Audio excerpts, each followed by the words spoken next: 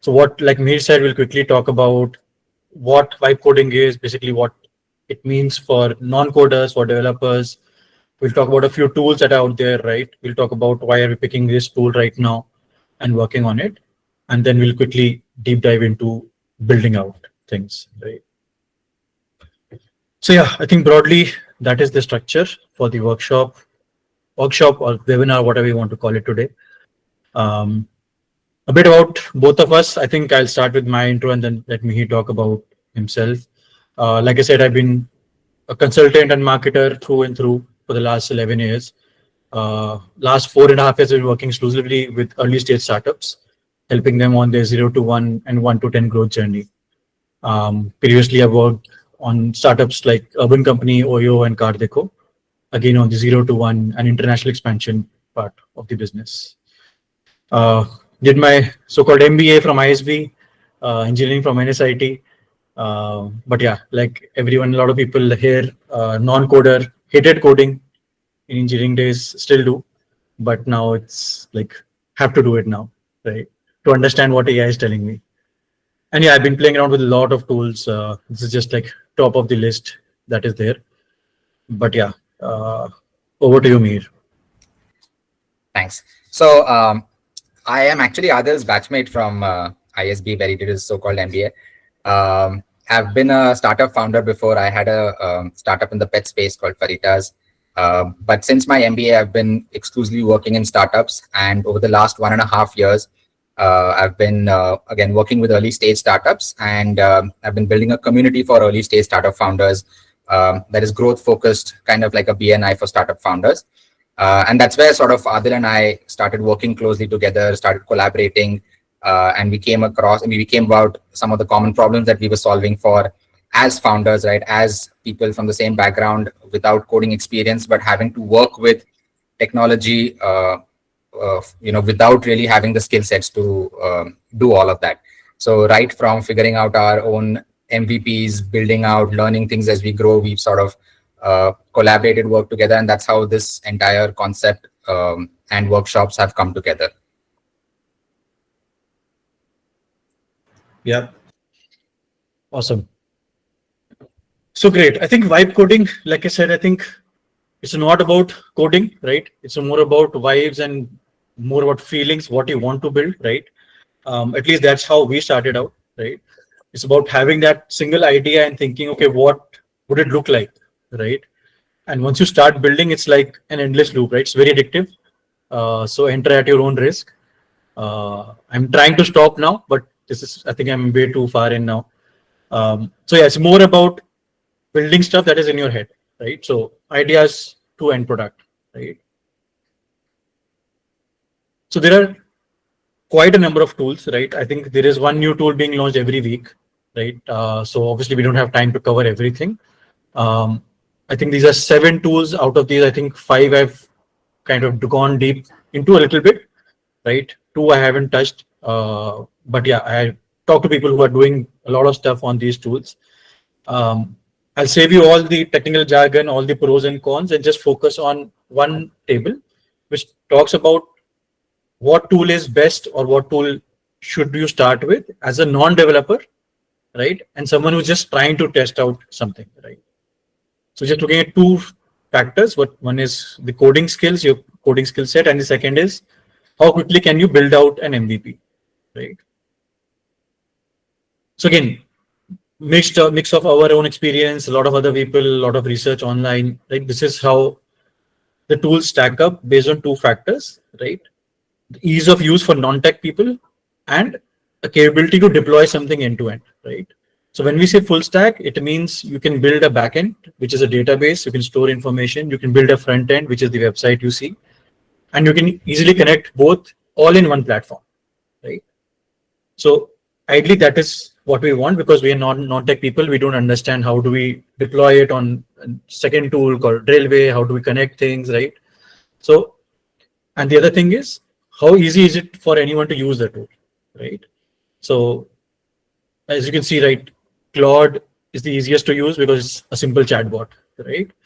But it is not good for a full stack deployment. you have to kind of use multiple tools to kind of deploy it.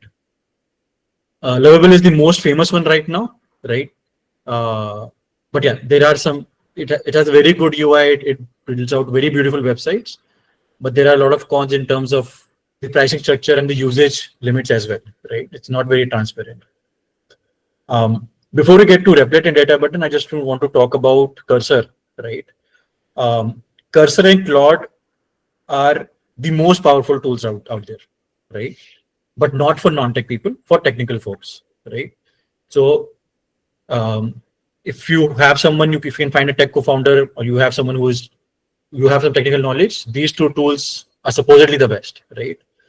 I haven't used Claude for coding per se, but Cursor is definitely one of the good ones out there. So based on these two factors, two tools stand out. One is Data Button and Replit, right? Primarily because they have everything inbuilt and they're very easy to use from a non-technical person point of view. We are starting with Replit, one, because that's what we know very well. And second, Data Button doesn't have a free plan, right? So you will have to shell out $25 straight away, even for trying it out, right? Replit gives you that option, around $5 free credits to test out things, which is enough to build like 2-3 pages and connect them on a database. Awesome. Great. So what are we going to build today? Two products. One is an app called Cred. You might have heard of it. It's basically for credit card bills and tracking. A sales CRM SaaS tool, right? Something like HubSpot. And I hope we have time left before questions and all to build a third product, which you guys will decide, right? Before we move ahead, I think there are some questions in the chat. Yeah. Himanshu saying opinion on GitHub Copilot. To be honest, Himanshu, I haven't used it a lot, right? But I know people who use it, but they're all developers, right? So that is a coding assistant, right? Not a, what you would say, a full stack development assistant, right? Ritik is asking about Bolt. Bolt is also good, right? But again, if you are using Bolt, rather use Lovable, right? It is much more advanced in terms of ease of use, right? And now Lovable also has GitHub integrations. It has Superbase integration for backend, right? So both are basically in the same category of usability and tech stack, but Lovable is much better, right? Yeah, one more factor I think which both I think Data Button, Replit, Lovable have is that so GitHub is something basically kind of a cloud storage for your code, right? So if you don't want to continue using these tools, you want, let's say you hire a developer and want to build it completely in-house, right? So you can extract the code from these tools and give it to the developer to build it out, right? So you're not logged into the platform, right? So that's also an advantage of starting with these tools. And whenever you think it's mature enough or you are not able to handle it, you want to hire someone or get a tech co-founder, you can extract the code and work on it. So Charvak is saying, we'll be able to deploy it on an actual server and give it to people to use. Yes, that is what we're going to do today. Right. Absolutely. Awesome. Any other questions till now? Or we can start building. Yeah, one more. Non-tech solo founder, what should I be using to build MVP? Same, right? We do a workshop helping solo founders build the MVP. We use Replit. So that is what I would recommend. You can try out Data Button, but like I said, I don't think it has a free plan or very extensive free plan. So what you can do with the free plan is very limited, right? Which platform you use to deploy this? We use Replit. Replit has everything inbuilt, right? That is the advantage. You don't have to go to multiple tools and try different things. It has a database. It has deployment capability. You can use Replit's domain name. You can use a custom domain name. All features are there. Which is why, again, Replit talks about, or we're talking about Replit in terms of full stack capability. Front end, back end deployment, everything happens in the same platform. You don't need to go through the learning curve of 2-3 different platforms to sync everything, connect everything together. Right. She's saying which ones are cost effective for 2-3 MVP versions. So I think broadly there are two revenue models that these apps are following, right? One is per message, right, or per prompt, and the other is usage based. How much work or how much lines of code the agent is or their AI assistant is doing, right? So I know Replit has a usage based one, so it's very cost effective. Lovable and Bolt have message based pricing, right? And even Cursor, right? For that fact, has a message based pricing.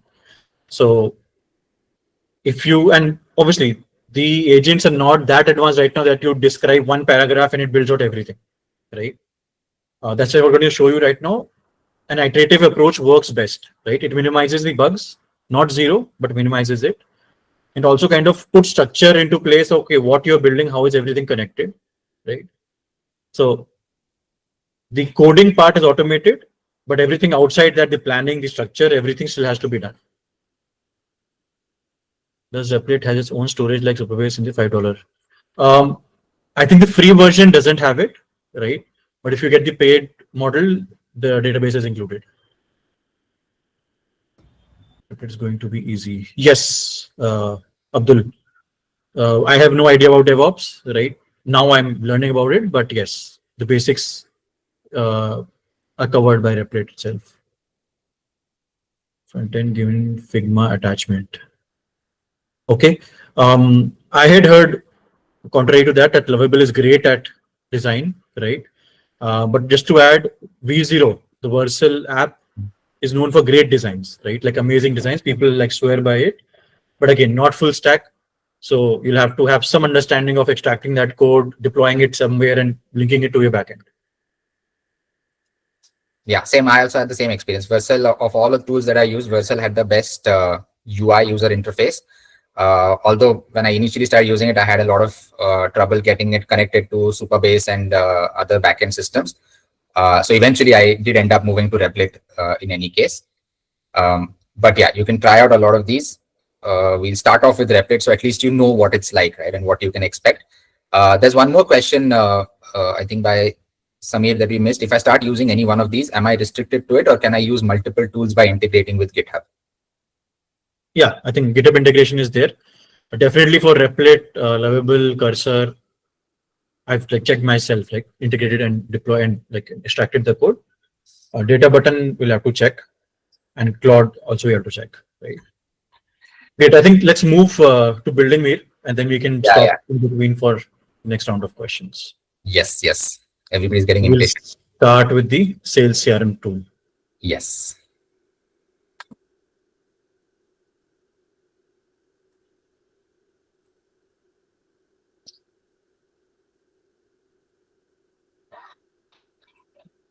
Okay, so this is the window that you see when you log into Replit. When you sign up, get the free plan, this is your basic menu item. So here you can see you can create 10 free apps. Okay, and we'll keep tracking the agent usage as we go along. But this is what you'll have to keep an eye on when you're using the free version, right? So there is a limit to how much you can experiment with, try with. And there is still a learning curve. So I think Adil has spent about 6 months figuring out the best practices, kind of creating a playbook on how to use this in the most efficient and effective way. We do have a workshop for it as well, so that you don't have to use up all of those agents. I remember when I started using Replit, within like I think 2 hours it was over. So I had to sort of go back, figure out by the paid plan and so on. So we'll keep tracking the agent usage, so you'll get an idea of what it really means. And like you said, right, someone had asked a question, 2, 3 apps can you create? You can create 10 free apps in the free version itself. Yeah. Cool. So let's start, right? So this is what I would enter as a prompt. And the best part about this is very similar to what you would write to ChatGPT, for example. I want to create a sales CRM with a basic sign up and login functionality. I gave some design parameters, right? For the sake of this example, matte finish, maroon color, rich textures, sleek, trendy, modern interface, right? And I said create landing pages for and show summary on the dashboard for leads, deals, accounts, and tasks, right? Your main basic features that you want in any sales CRM, right? This is it. This is the prompt, and we'll see what happens now.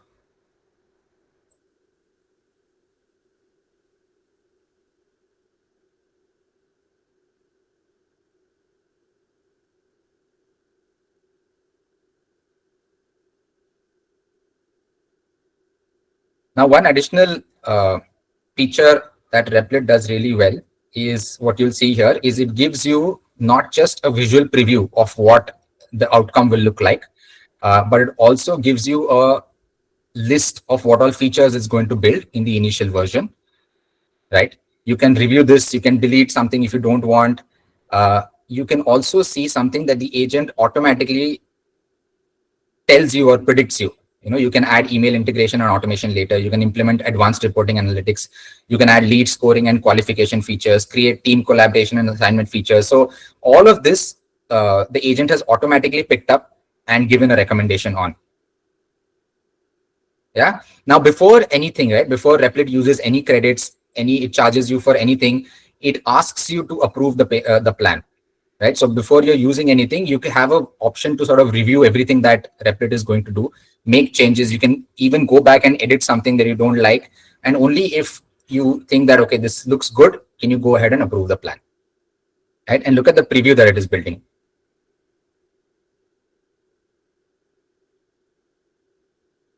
Sales CRM, you have all of these items over here. Settings, help and support, it picked up on its own. Right? It gave a summary of those 4 pages that we wanted: leads, deals, revenue, and pending tasks. Right? And since everything looks good, we'll just go ahead and approve the plan. Right? It is also possible. So you don't necessarily need to go back and edit the first version. There is always an option to keep editing right from the UI, the buttons, the layout, everything that you see over here can be edited later, can be edited now. But let's go ahead and at least see how it looks like.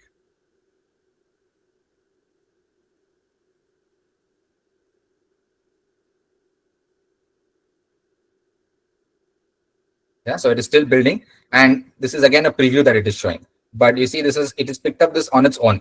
There is nothing really that we gave as an input. Recent activity, the sales pipeline, it picked up these stages for the sales pipeline also on its own. Right? We can define them, we can change them later, or we can make the flow however we want. We can change the UI UX, and we'll come to that as we go deeper into the pages. But this is how it sort of picks up some of the things that you would expect in a typical sales CRM anyways, without you having to actually specify that input.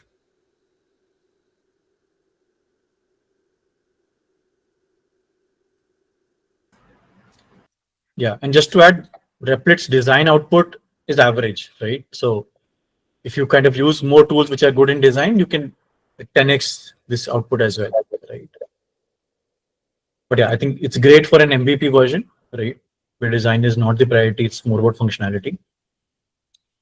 Yeah, and to answer Sahiti's question, you can edit everything. Whatever you see over here is 100% editable.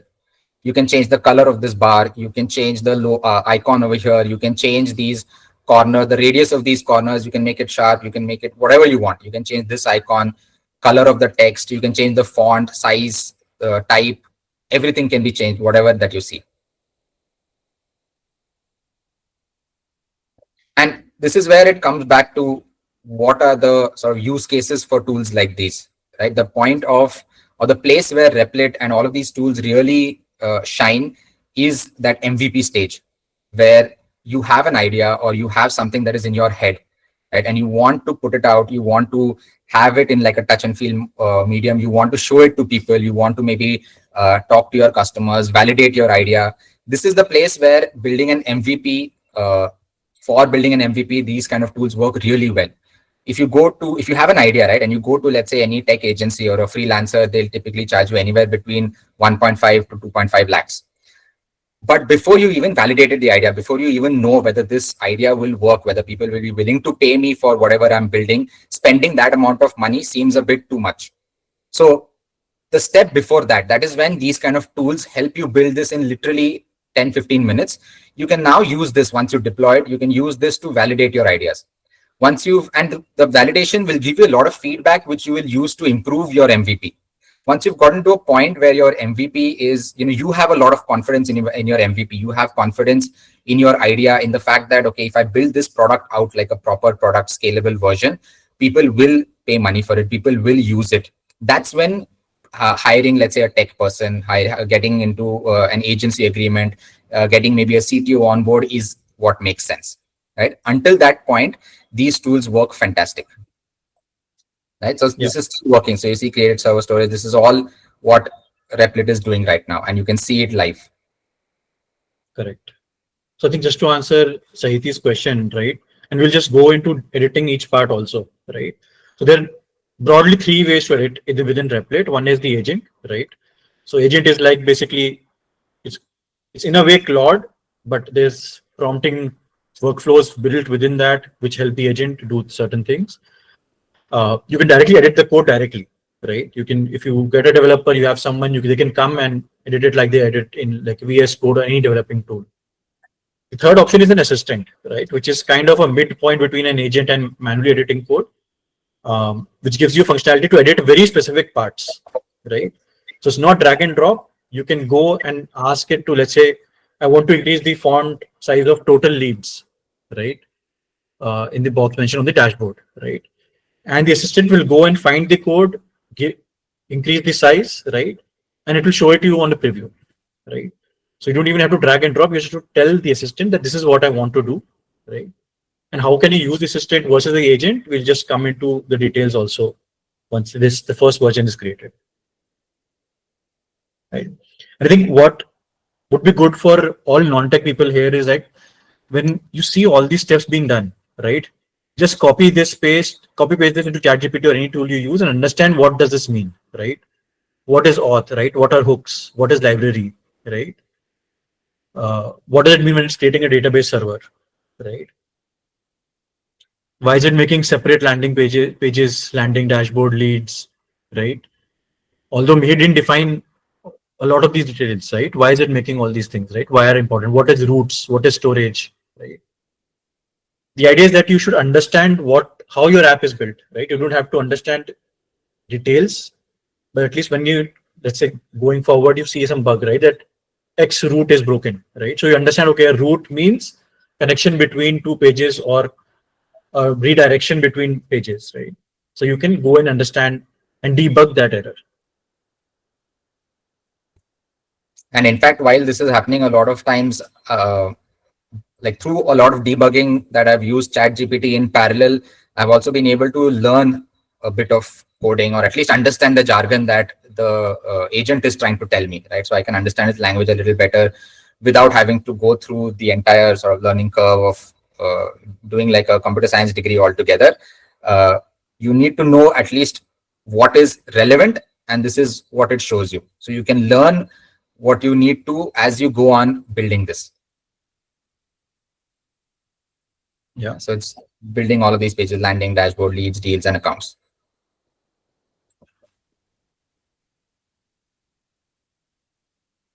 This is it. This is what the Replit agent is doing. And one more sort of significant insight over here is Replit will not do the thinking for you. It will only do the execution. So it's a coding agent. It will only build the code based on the instructions that you give it, right? The more clear the instructions, the more accurate the outcome will be to what you had envisioned, right? The more vague your instructions, the more assumptions that this particular tool makes, right? So a lot of these things that you see over here, we hadn't really specified. So it just assumed that, okay, this is something that a typical CRM dashboard has. So let me build it. Yeah, it's the same concept as you would have with a ChatGPT when you're having a conversation with ChatGPT. If you give vague inputs or vague prompts, it will give a very detailed, roundabout, beating the bush kind of a reply. If you give very specific, pointed, detailed prompts, it will give you a lot more specific answers, or in this case, a more specific outcome.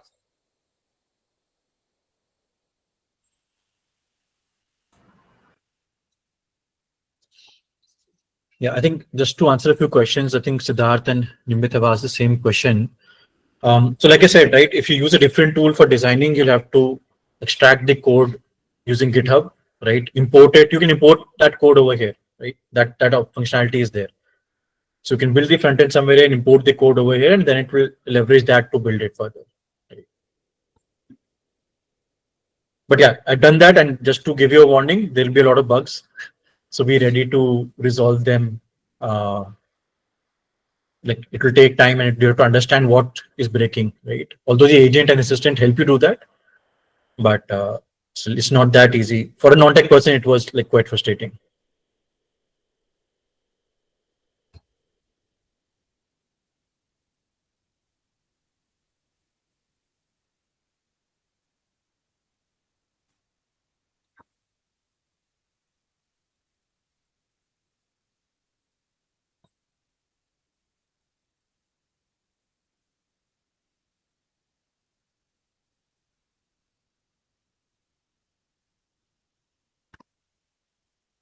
Right. So right now it was adding the lead forms, which is basically if I want to add a new lead, what field should it have?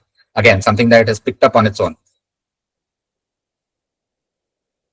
Right. I can change those specification. I can change the form fields, but typically what you would see in a CRM form is what is it? It has automatically picked up.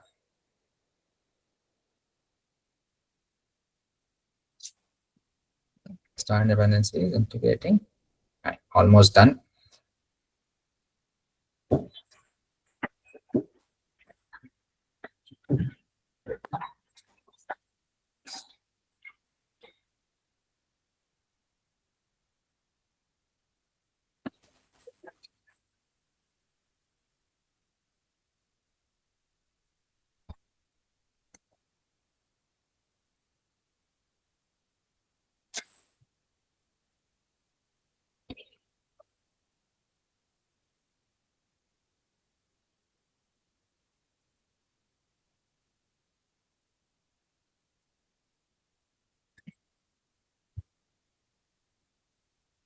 Now it took this screenshot just to again self-verify that whatever it has designed is actually showing up. Right. So it's these small features that sort of reduce our workload quite a bit. If the screenshot that it took had actually not shown anything, or it would be blank, or would be something that it is not expecting, it would automatically go back into, let's say, figuring out what went wrong and fix it. Right. And there you have it. It's simple. Get started. Yeah, I think let's show the total usage, what it actually time cost it took to build this, and then Yes. the exact features. It should be in the chat itself. Yeah. Yes. It worked for 11 minutes, 89 actions done, 4,600 code change. So it added 7,020 lines and it used up $1.37. The free version, I think, has $5, right? Yes, roughly $5. So it's used up this much, and this is what it shows, right? So once you, that's why the free version is enough to build out, let's say, 1, 2, 3 apps typically. Anything more, if you want to keep on improving, fine tuning, adding features, you will have to go to the paid version. But I have at least used the free version to publish, build out an MVP without a lot of hassles. Yeah, now let's do this. So this is what your homepage looks like. Again, you can change the hover features. You can change everything over here. Even it has these effects that you have when you hover on these buttons as well. Let's see how it works. Yeah, so the buttons are actually responsive. I can just log in over here.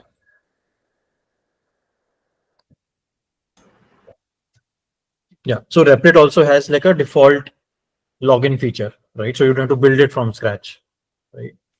So right now, because we didn't specify that you build a independent login feature, it used what it had already, right?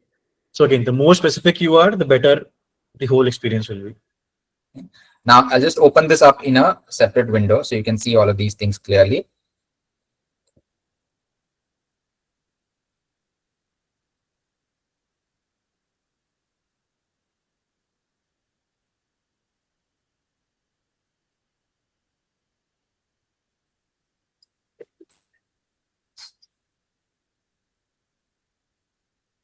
Right. So even the font which was getting squished and moving on to the next line, all that is fixed. That was just because the window was shorter.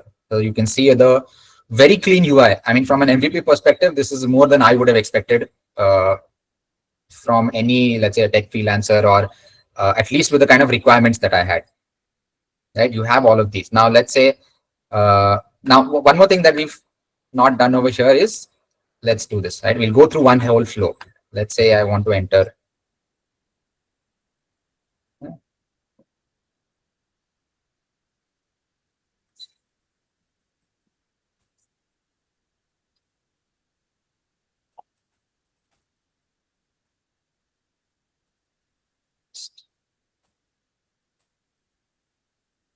Right now, you see this part over here, which is something we'll have to edit eventually, is I can't scroll below, so I can't actually submit the button, submit the form, right? So these are the things that it doesn't really do well, or it sort of lacks a little bit, but these are the things that you can actually go and solve, or these are the things that you need to go back and sort of figure out and give these inputs that, okay, that the form is actually not, I can't submit the form until I scroll down. Yeah. So what we'll do once is, let me tell this. I'll show you what we can do with an assistant. Right. So you can also ask. Maybe we're still seeing the separate link. Yeah. Now we are. Yeah. Yeah. So I opened the assistant tab, and let's ask the assistant to fill up some dummy data. Right. Um,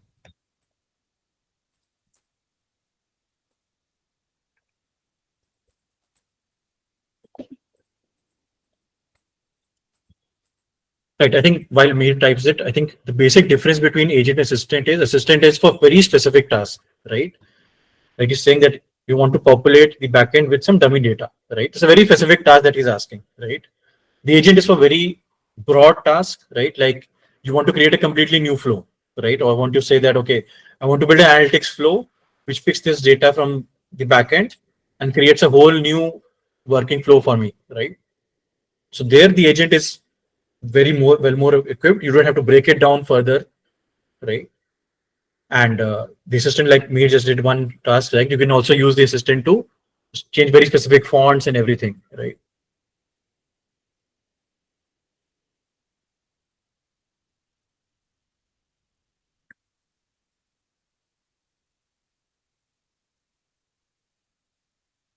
so it is automatically reading all of this. I see that you have users, leads, accounts, and deals, accounts, deals, and tasks tables. So it will create these tables in the backend, and it will populate it with some dummy data. Right. So basically, it changed the code. It created a new Python script to implement the dummy data, right? And either you can run it separately, right? If you want to see exactly what is happening in each step, right? You can review the code as itself, or you can just click apply all if you don't want to review it in that detail.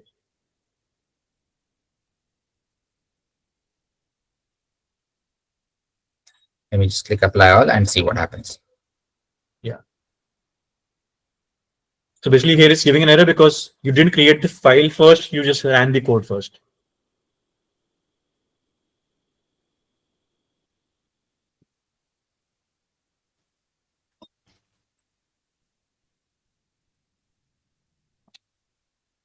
And just like that, you can also say the same thing. You can talk to it like it's a basic channel, right? So let's say I copy this, or I can just basically, I don't even need to copy it. I can just say that the run shell command threw an error. Can you troubleshoot and fix the error?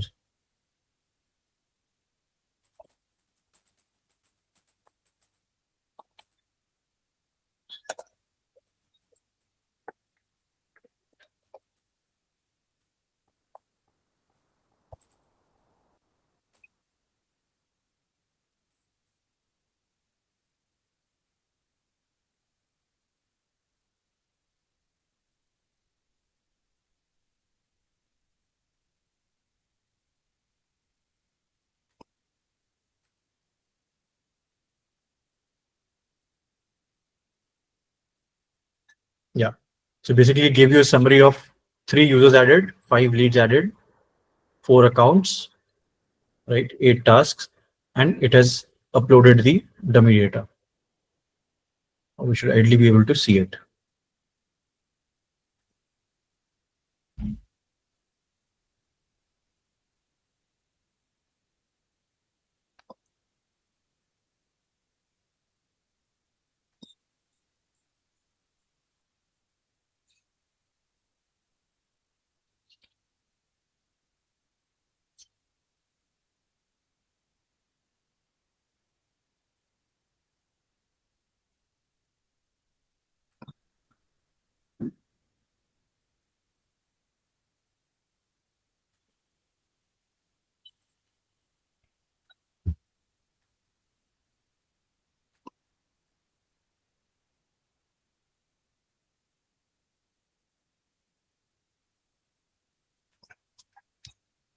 Is it showing the leads, Mir?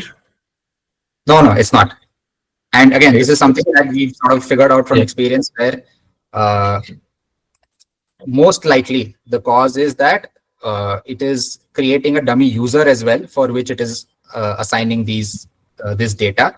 But I have logged in as, let's say, my own name, Mihir Sose, right? For this user, this data has not been seeded, right? So again, we've done this through a lot of trial error, but it will require some level of debugging. The biggest advantage is this debugging can happen through a chat, right? Let's say you have a tech person who is showing you something, you tell that person, this is what I want.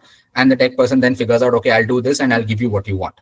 That is the best, that is the sort of use case that we're using Replit for. Yeah.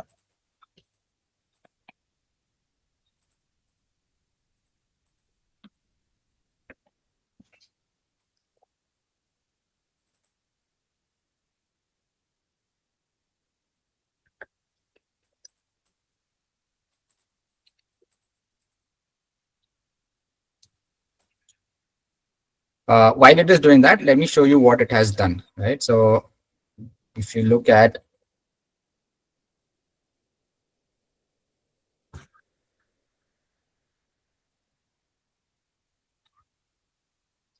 so this is the database that Replit has in its own tool, right? You don't need to connect it to a separate We are tool still like seeing, sorry, Mir, I think you have to shift to the Replit screen. Yeah. yeah, right. So this is what this is the prompt that I gave it. The data is not showing up. I have logged in as meesose@gmail.com, populate the dummy data for this user, right? And it is doing whatever changes it needs to do. But yeah, this is what I wanted to show you, the database. So it has a database feature inbuilt, right? So you see account deals, leads, sessions, tasks, and users,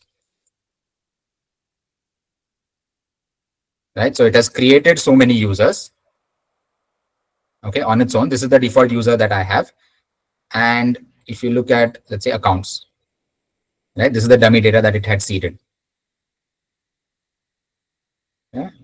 And let's take a look at deals. Again, it's already populated this dummy data. So you can manually, this is your database basically for the app that you see over here. Right? You have leads, you have sessions. Let me just apply all over here. We can continue. Right? Tasks. So all of this data, in fact, the entire database was something that you didn't have to design, you didn't have to create, it automatically created this whole thing.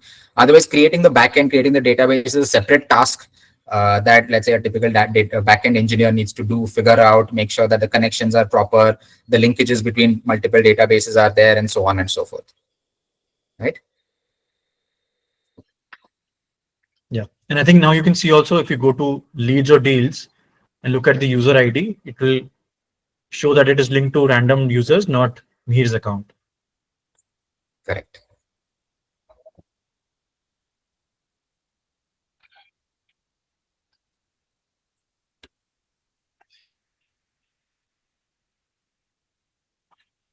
And I think to Nihar and Siddharth's question, yes, we use the assistant for all debugging, right? Avoid the agent. Primary reason is that agent, the cost is quite high, right? Replit is changing that. It is making it more based on the amount of work it is doing. But just to give you a comparison, if you go to the last few actions that Mihir did, it would be anywhere between 20 to 50 cents per action, right? The assistant is 5 cents per action, right? So Right. just from a long-term price point of view, it's better to use the assistant.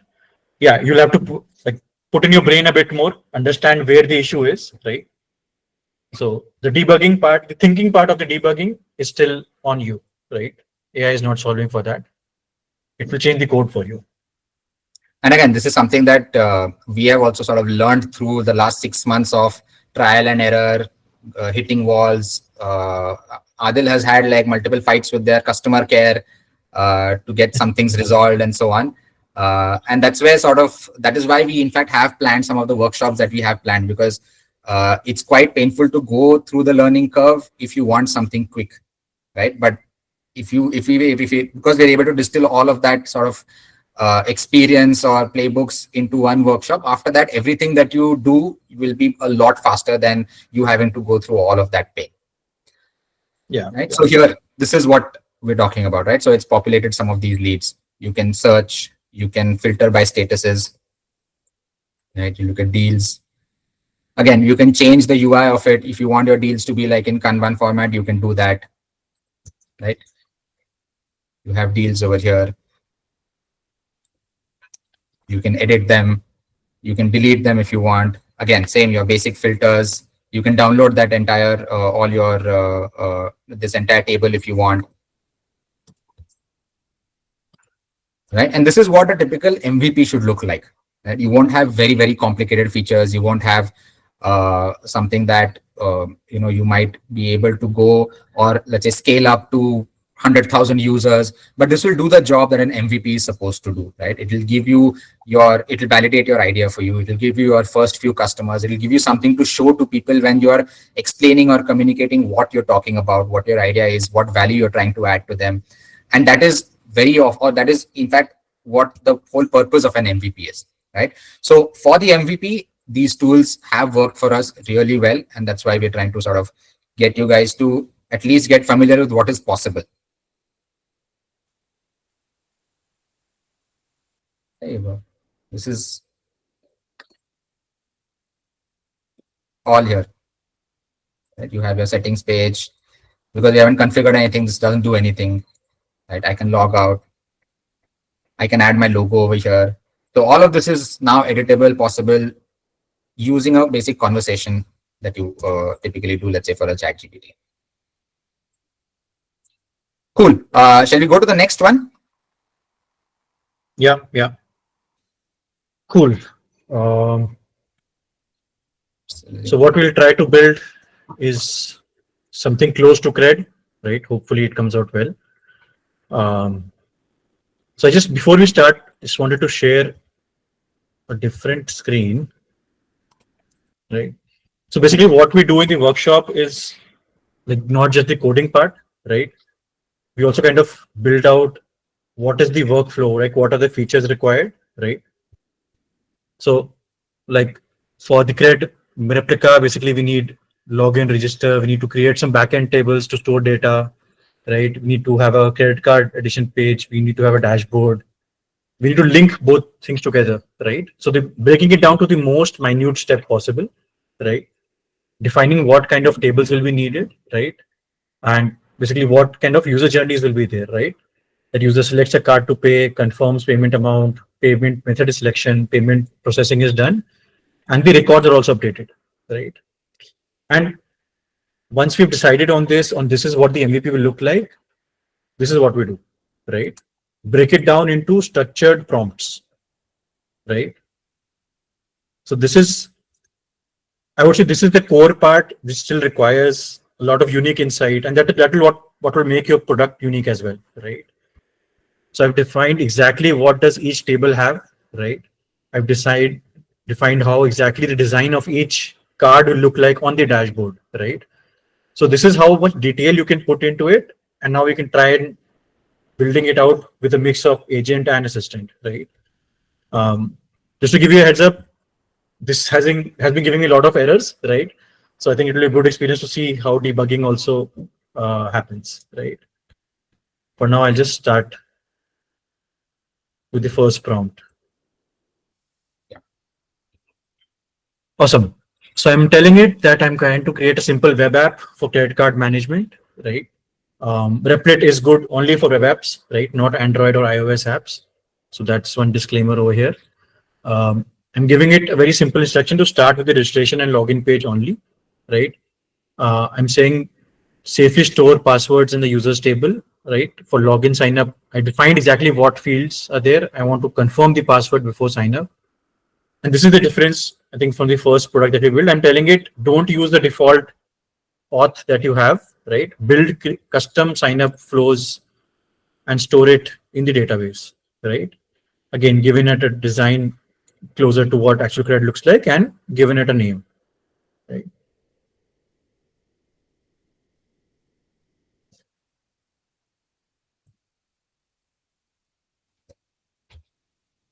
So I think, yeah, like I was saying in the workshop, we basically, especially if you join the MVP workshop, we're focusing on how your product translates into features, workflows, and how does it translate into prompts, right? So how will you communicate with the agent and the assistant to build those things out? Right?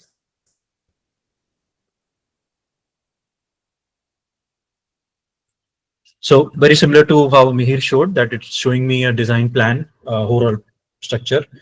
It is showing me that, so yeah, you can also look at what languages it is using, right? It's using React and Node.js for the app overall, and it's using a Postgres SQL database for the backend.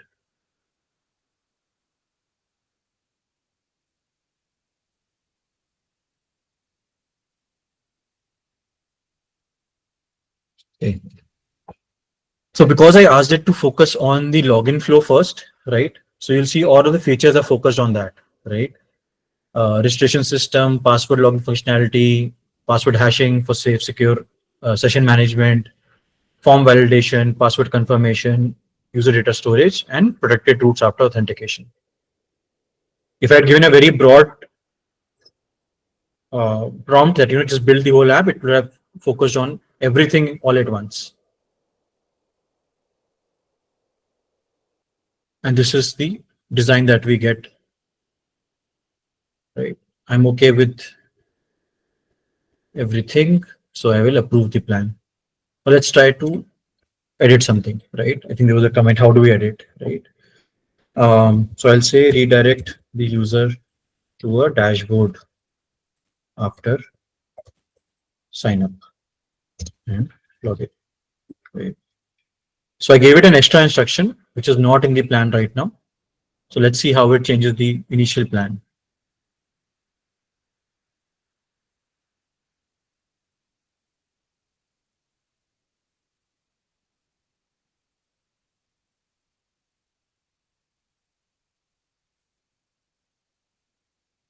Okay.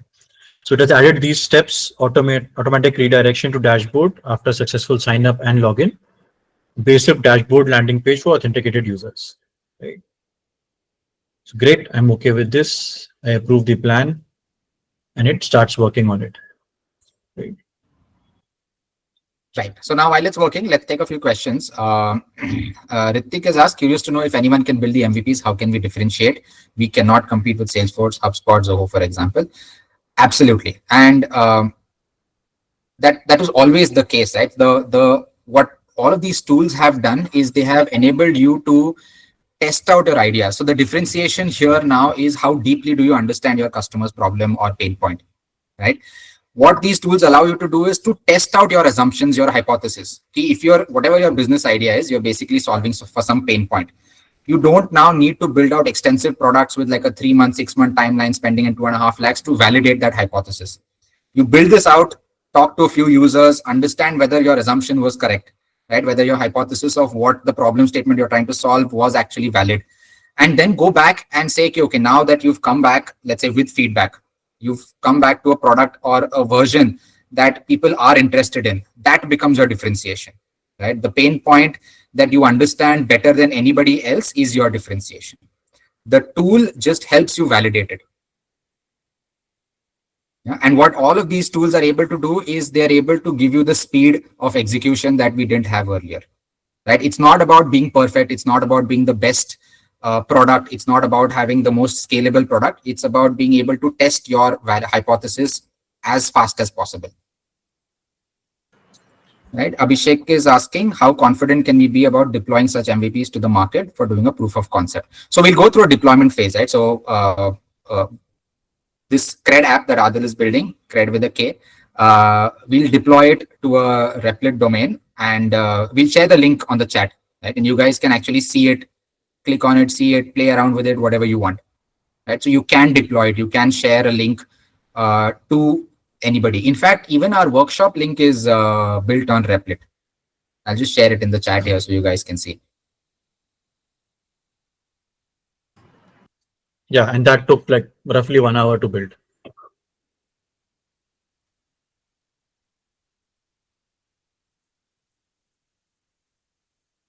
I think just to add to Abhishek's question of deploying such MVPs to market, right? I have one app right now deployed, being used by ISB alums.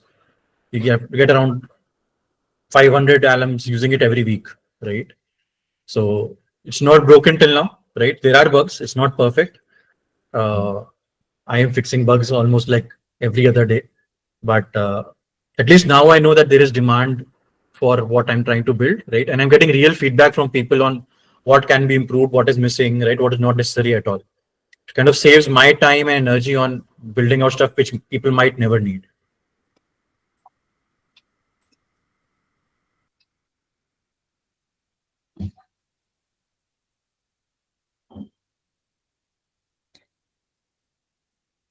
Right. So I've shared the link to a page that we've built, that I built in less than an hour. And we'll take the next question. So Satyajit is asking, given the limitations or cost of using assistant, is it possible to augment using the agent feature in Replit with ChatGPT as your assistant? So yes, you definitely can. The only difference is that the agent over here will actually execute whatever instructions you give it. Right. So ChatGPT can help you learn or answer questions. The agent in this is able to translate it into the web app being actually developed. Right. And just to help you answer that question, right? The assistant has two basic modes, right? One is the advanced mode and one is the basic mode. Basic actually uses ChatGPT, right? But that's more for understanding the code, right? For execution, it still relies on Claude 4.0, right? So I can move to this and start asking questions about what the code is doing, right?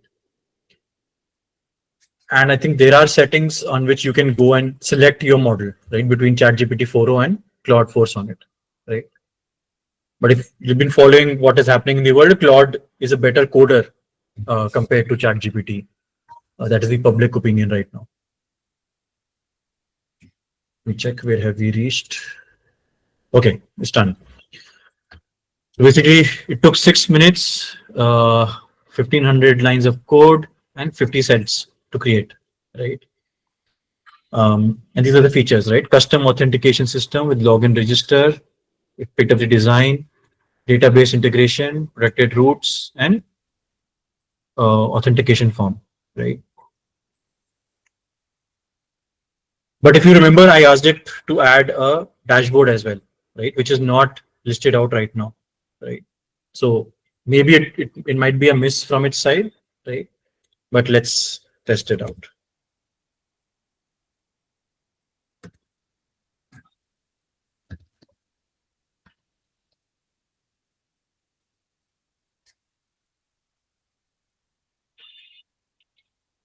Great. So I did accept terms and conditions, but it is giving me an error. Okay. So now for debugging, I'll move to assistant, right? I'll tell it. Okay. Sign up form. I have selected the TNC tick mark. The form is submitted. Only debug and explain the error. So I always ask you to explain the error, right? So that I can understand what is the potential reason for this error, right? And provide a fix for this. Okay, now I'll give you one simple 2-word hack, which is called end prompt. So end prompt is nothing. It's kind of an indication to the AI to stop thinking after this point, right? So that it doesn't hallucinate and kind of start solving multiple things at the same time or starts adding features, right? It's kind of become a default for me while chatting with anyone. So even to ChatGPT, I say end prompt after asking random questions.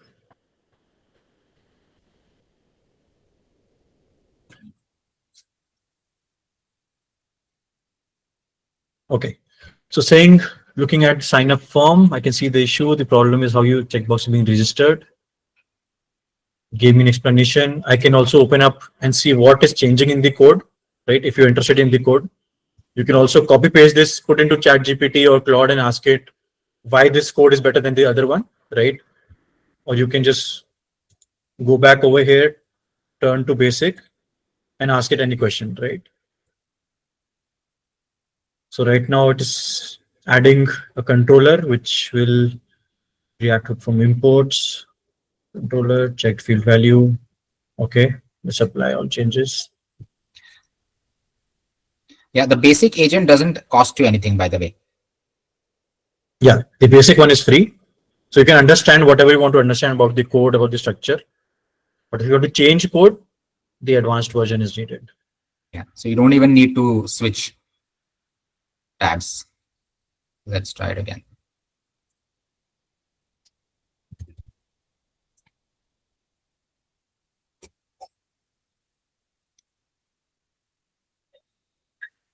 Okay, great. So the app crashed.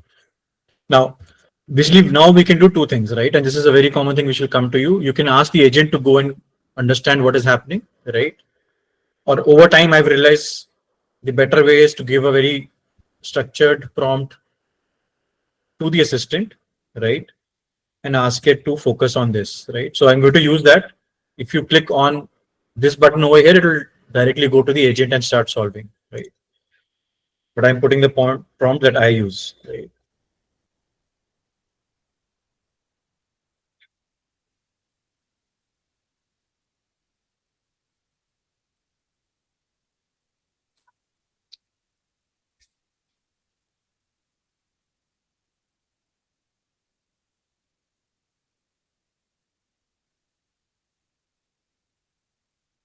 Okay, so it found the error, suggested a change.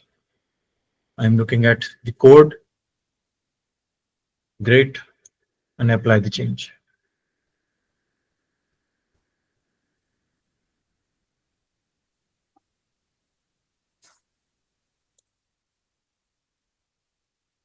Okay, let's try the sign up again.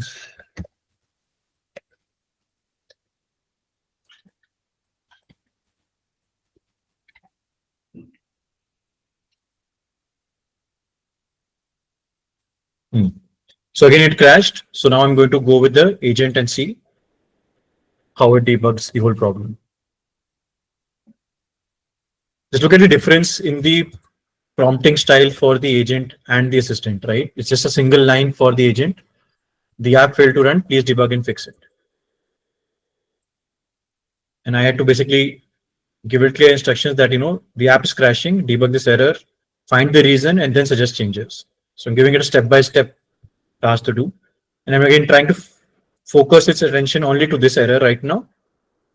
And prompt is like, stop after this.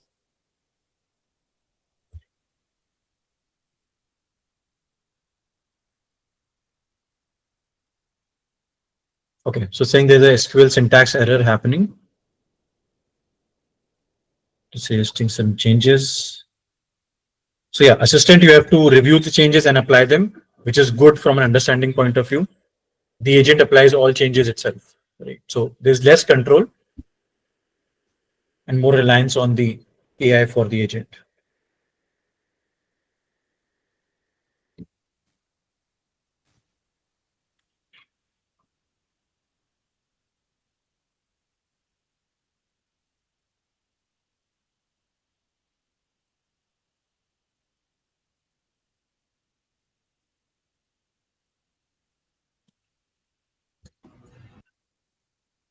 Okay, while this is happening, let's take a few questions from the chat box, right? Kranti is asking, what works best from your experience? Full-fledged PRD of whole app or feature-specific PRD one at a time? So again, because Replit and most of these apps have a tendency to sort of go outside the bounds that you have set, they just assume a lot of things. It's best to be very, very specific about one feature at a time, right? One feature as specific as you can, start with that, build that out perfectly, then move on to the next feature and so on and so forth. So the step-by-step approach is something that we've seen works the best. If you give a full-fledged PRD, a lot of things can go wrong, a lot of potential for it assuming something, it missing out interconnected loops and so on and so forth. So one feature at a time, as specific as possible. Yeah, Siddharth is asking, can you extend this app with future functionalities? Will it be considered the same app or a net one for the free limit? No, once you start this app is called, let's say now, Cred Manager 2, right? Whatever changes you make in this, whatever features, functionalities you add to this will continue to be as part of the same app, right? So it won't increase the your limit in any case. And you can make as many changes as you want, right? You can go as complicated, as many features as you want, as many functionalities as you want, you can add. Right. But just to add, in the free plan, the number of edits you can make is also limited, right? Huh. So okay. So now the agent went through the whole error. It identified itself, made the changes itself with no input from my side. Let's see if it works now or not. Okay, now it's added a username as well. So now one more difference, right? The agent added a username field without me asking it to do it, right? So now, was this required? I don't know, right? So if you do it iteratively, you understand, okay, how each part, each page, each database is integrated. You get more control over what is shown over here and not, right? Even if I ask it to remove it, I don't know what all it is linked to in the backend, right? So let's first test it out and then.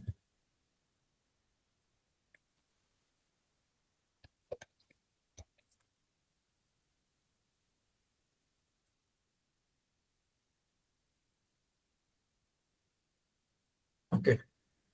Again, it's showing an error. So this is one more way of debugging it. You paste the error over here. Help me understand this error and suggest.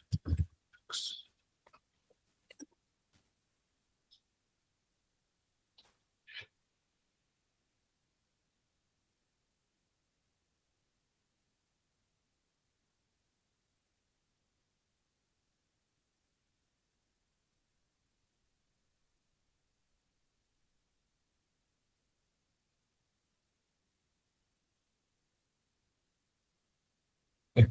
Applying the changes.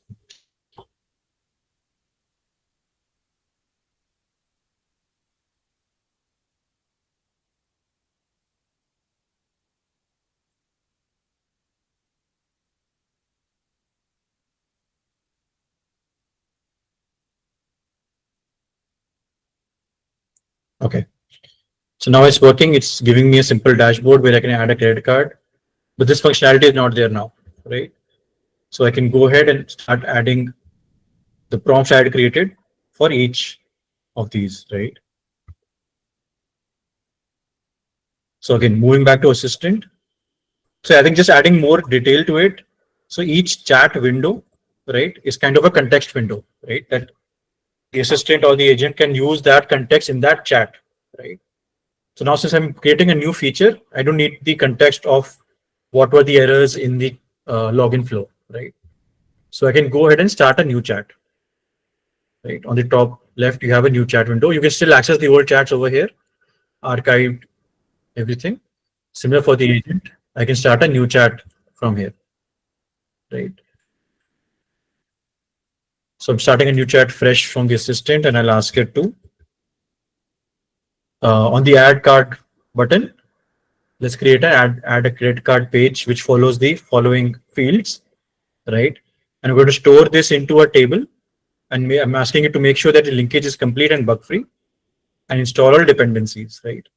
Now again, dependencies is something which are basically predefined codes in a way which someone has created and you can use, right? Open source, you can use them, right? So you don't have to create every part of it from scratch, right? So because I've seen this happen, I know Replit misses it sometime. I've kind of added that in the prompt that, I know it will probably miss a few things. So I'm asking it to please install all dependencies beforehand.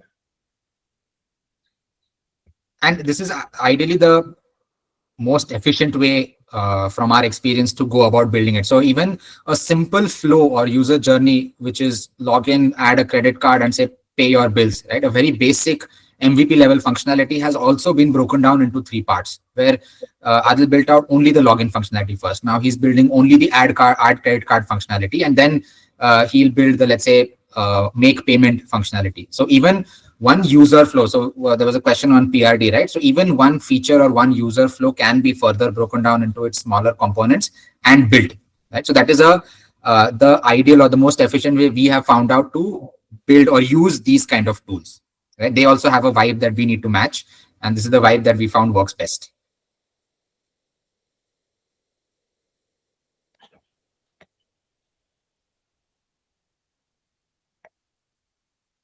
And I think that answers Siddharth's question also. Functionalities beyond login.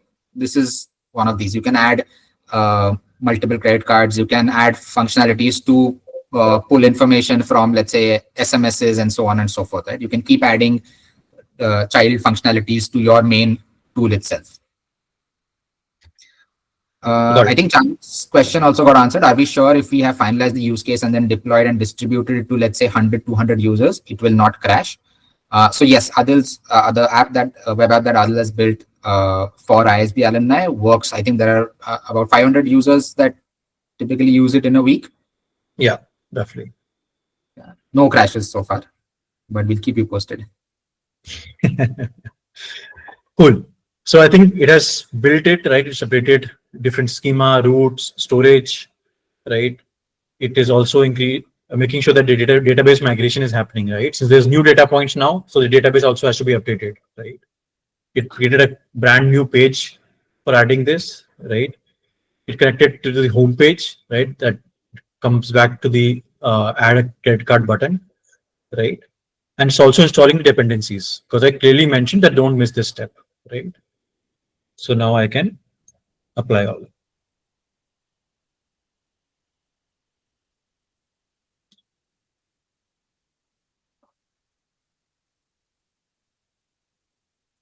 Got it. Because see now because I'm asking using assistant, right? It will ask me to do uh, before doing any major actions, right? So now it's asking me permission to is credit table created or renamed from another table? Create table.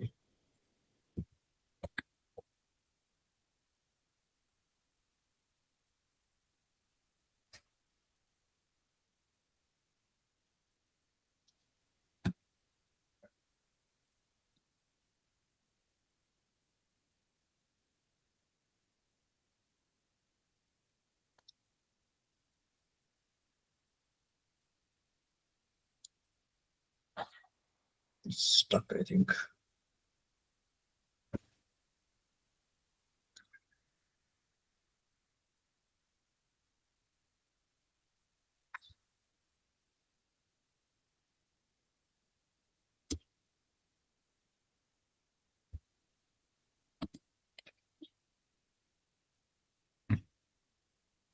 Okay. So now because it gave me an error, I know before testing, I want to just understand if it did all the changes it said it has done in the past. Last step, so I'll ask it, can you double check changes made in the last step are complete?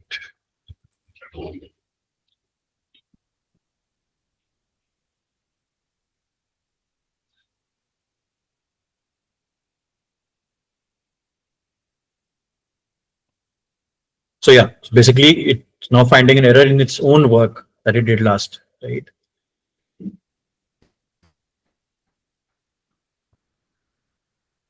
Got it. Applying the changes.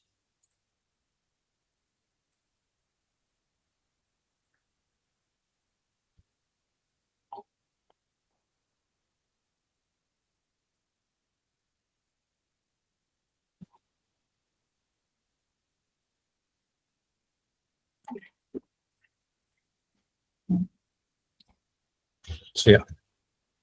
So after login, the add credit card detail is also here. If I start, let's say adding, is the font? Yeah. So again, but these small details, right?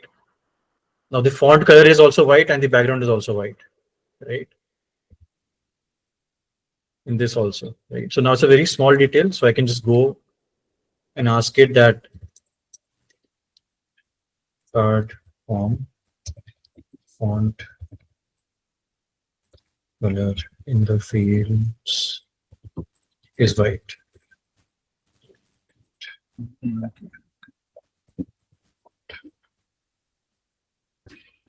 So very specific change I wanted to do, and I can ask the agent to do it. I can also go back to the code now, which I do a lot because I want to see exactly where it is written, how is it written. I'm understanding the code better. So I can do that as well, right?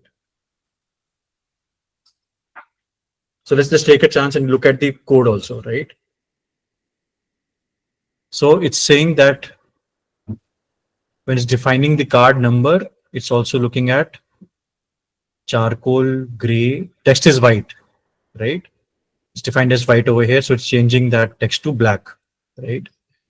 Similarly, when defining full name, it is was taking text as white, it's taking text as black, right? Everything is roughly the same.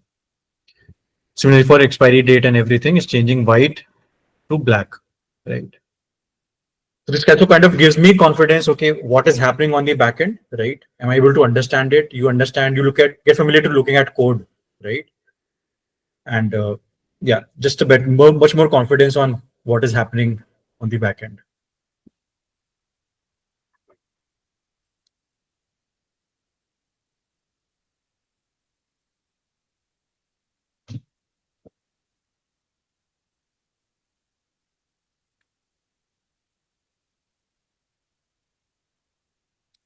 Okay, yeah.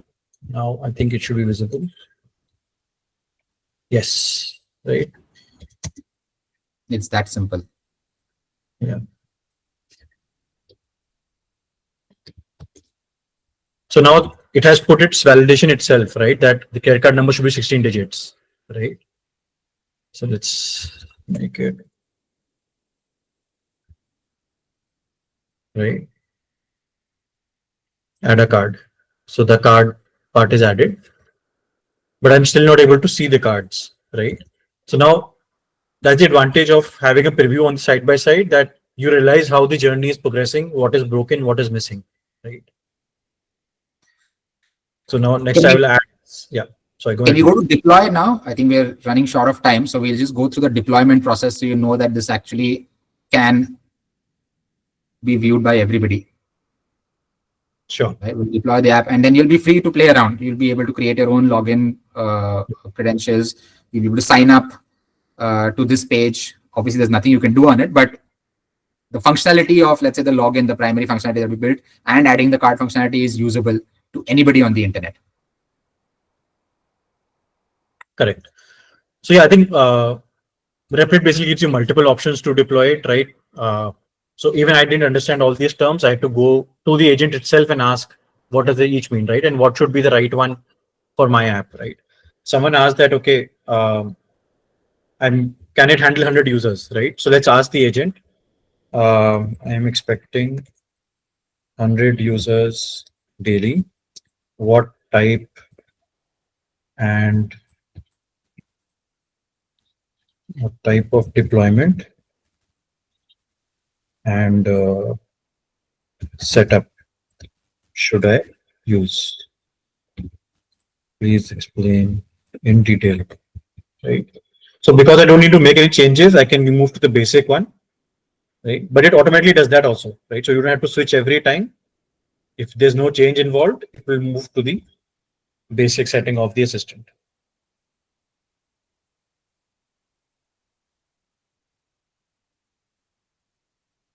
So now it's explaining to me that given you expect 100 users daily, auto scale deployment would be suitable choice. And why, that's also explaining why, right? Because this type automatically adjusts the number of instances based on incoming traffic, ensuring only you use resources which when are needed and keeping the cost efficient, right? It's perfect for us, right? It's also giving you a step by step, and let's try to follow it also now, right? Saying set up auto scale, select auto scale. I selected, set up your deployment. It's saying machine power, appropriate machine based on your application's requirement. For 100 users, select one CPU and 525 of RAM, right? So I edit, I go to one CPU and I go to 0.5 gigs of RAM, right? Max instance is saying 1 or 2 to begin with. 3 is default. I'll keep it as 3 just in case it increases, right? approve and configure build. Then it's saying that listening ports, ensure your application port listens to 000. Okay. Recommend your port application is 5000. Right. So to just check my ports. Yeah, here is the port configuration. So it is at 000, right? Which is forwarded to port 80. Got it. Understood. It's also giving me a code how to configure the listing if I have to change anything. But right now it's at 000 and external port is at 80. So I don't need to change anything. And I click deploy.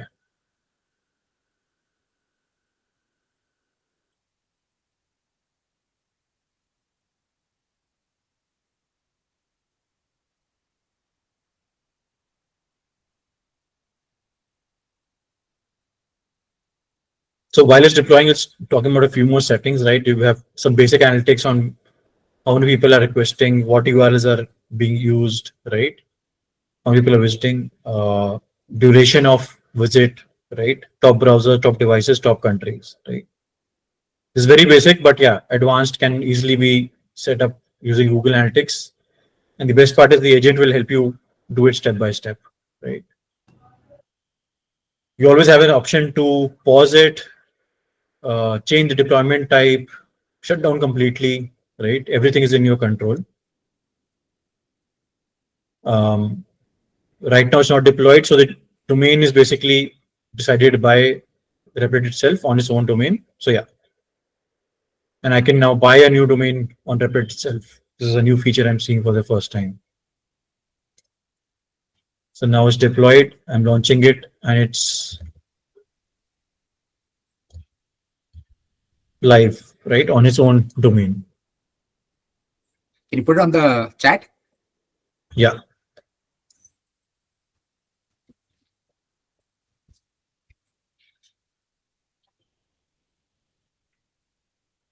So if you guys want to test it out, you can test it out.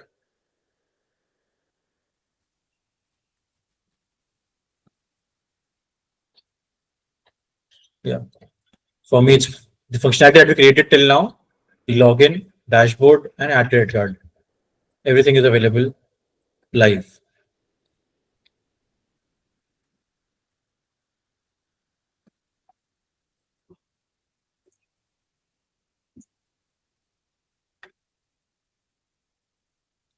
Cool. Great. Mihir, I think we're way over time right now.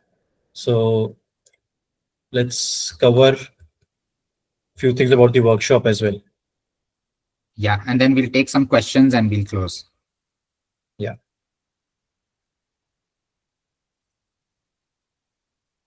Cool. So this is basically what we wanted to show you, right? At the end of the day, building a web app, sharing it with people, using it to build your MVP is this easy.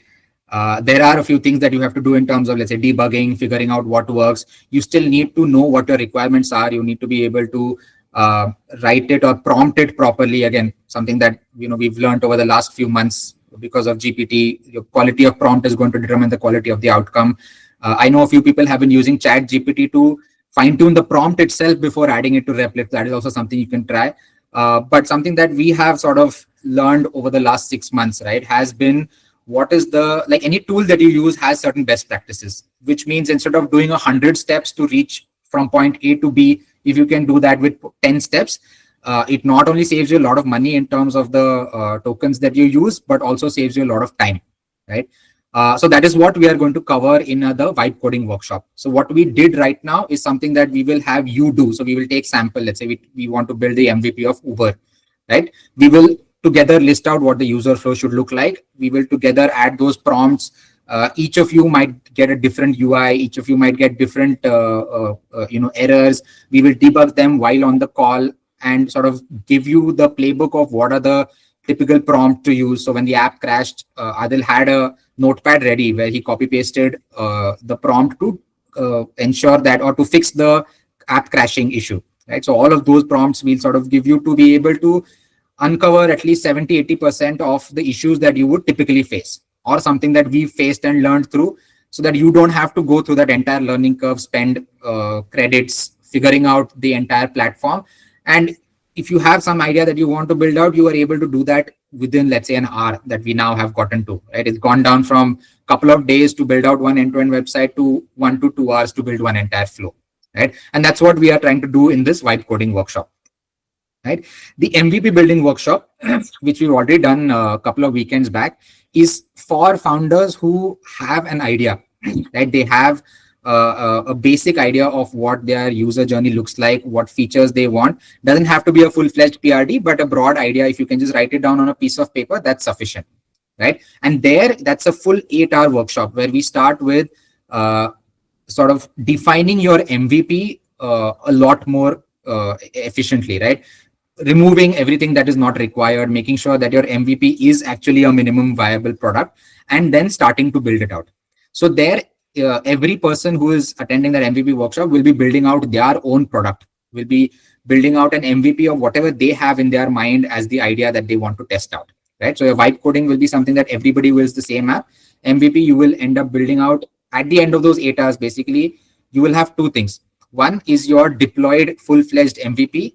Second, you will sort of, that entire journey of going through that building process will give you the ability to make whatever changes you want in the future without needing a lot of help, right? So when you actually go and take it to your users, to your customers, you will get feedback. That feedback, implementing it into Replit, making changes to your MVP is something that you will then be able to do on your own very quickly, right? We also have the post MVP building functionality. So the community that I was talking about that I've been building for early stage startup founders, you'll also get access to that community, so that what do you do after you've built your MVP, right? How do you reach your first few users, customers?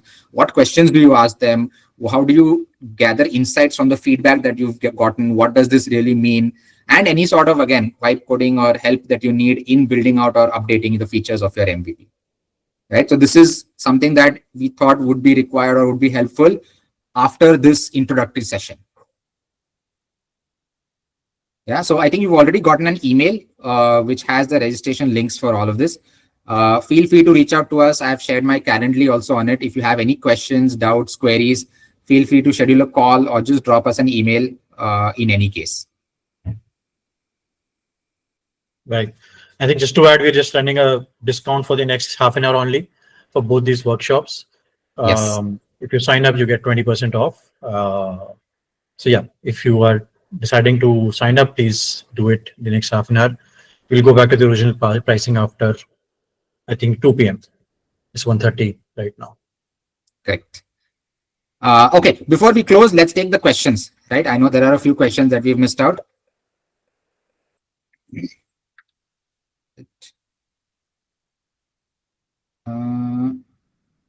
Yes. So Sanch is asking, is there any tool which can give us proper Android iOS native apps as output? Can we prompt it to use specific coding language that we require? And can it QC its code for the test cases we provide? So Android iOS native apps, I don't think it can give the output as yet. Adil, have you tried that out yet? No, Replit cannot. Replit cannot. But there are tools that are coming up, but I've not tried them extensively. But from what I know and what I've discussed with developers, once you have the basic functionalities and code in place, the time is much less compared to building it from scratch from an Android point of view, right? iOS is still a very different language, so you need a very completely different developer for that. Android is still doable from these web apps. I'm just comparing it from building it from scratch on Android versus using an existing web app. So that is the comparison for now. Hello. Yeah, Mihir. Yeah. Mihir, I'm from Hyderabad. So Okay. are you planning to conduct this course in Hyderabad also in the near future? So the MVP workshop that we've planned for next weekend is based in Bangalore, but we are planning a session in Hyderabad. This will the MVP, the 8-hour workshop will be an offline one. Offline one, yes. Yeah. So that's the reason I'm asking. Hyderabad, are you planning? Yes. We are planning sometime next month. Sometime next Next month. August. Okay. And second thing is that even if I consider coming to Bangalore, where is this venue and all? I couldn't find that. Where is So the this venue is happening? going to, yeah, it's going to be close to Marathalli, if you know that area.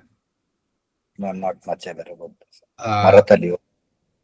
yeah, It's that's between Whitefield and Sarjapur. correct. Okay, Whitefield and Sardapur. Yeah, yeah. Yeah. We still have to finalize the venue, but yeah, we just communicate it to all the participants. Maybe by tomorrow or day after. Because it purely depends on this and then the schedule of mine so that I can plan, I can think of traveling to this one. But if you're telling you'll be having something in this one, then unfortunately I couldn't attend this session also full, so I lost out a lot of things. No worries. Yeah, that's fine. Hmm. We'll keep you posted anyways. Yeah, ठीक है. Chalo, thanks a lot. Mir, I had a question whether we'll be able to integrate Razorpay or any other payment gateway with it through vibe Yes. coding only. Yes. If you have the API access, you can integrate it. Yes. API access, so we'll be able to take it from the Razorpay guys only, right? Yes. Correct. Brilliant. So Thank when you you. prompt it to add a payment gateway, Replit in the chat window itself tells you, okay, save your API key and token secret key over here, and it will store it in a safe space also. So it'll ensure that it is not exposed to the front end as well. So all the database that we are having, where will we be having the access to on Replit only? Yes. Yes. So, So the database basically is by Neon. It basically is powered by Neon. So if you have a Neon account also, you can use it there as well. so So once it's we have not deployed an restricted to application, Replit in any way. go ahead, sorry. Yeah, I'm saying it's not restricted to Replit itself anyway. Okay. So Neon is the database provider, right? Like Superbase is for Lovable. But the integration is much more easy in Replit, right? It's visible within Replit itself. Okay. So once you, let's say, deployed the application and let's say it's been distributed in the market, 20, 30, 50 users, the data that is getting stored will be on Replit only. And we do need a recurring fees to be paid to Replit in order to access those data and stuff like that. Yeah, so it's all part of their monthly subscription, right? You get around $25 worth of credits. That includes, in fact, I can show you what the costing looks like, right? Might give everyone a good idea. Yeah. So those credits are used against all your development, your API access, your deployment, database, everything, right? So, And ChatGPT integration, is that also possible in the app that we are building? yes. I have it in one of my apps already. So the API cost of the ChatGPT will be... That's separate. That's always separate. You'll have to, I think starting is around what, $15 you have to pay, I think $15 or $10 to get started. And it's been like 3-4 months. It's not exhausted yet for me. Right? So this is the $15 have not been exhausted in 3 months. Yeah. Okay. It depends a lot on the model you're using, right? I'm using it just as a parsing query for converting natural language into different fields, right? Part of my search logic. Okay. Thank you. So it's very cheap. So yeah, just showing the resource usage, how it's split out, right? You can look at agent usage by app, right? Assistant usage by app, right? You can go and look at, okay, deployment, how many deployments do I have, how many collaborators, right? Outbound data transfer, right? So your auto scale deployments, how many number, how much compute units it has used, right? It calculated the requirement using compute units, right? So how much has it used? Your database, how much usage data do you have in each database, right? How much is the cost gone for each, right? And you can also set alerts. So Yeah, whatever number you want, that if it goes beyond $10 usage, alert me. So you can control that as well.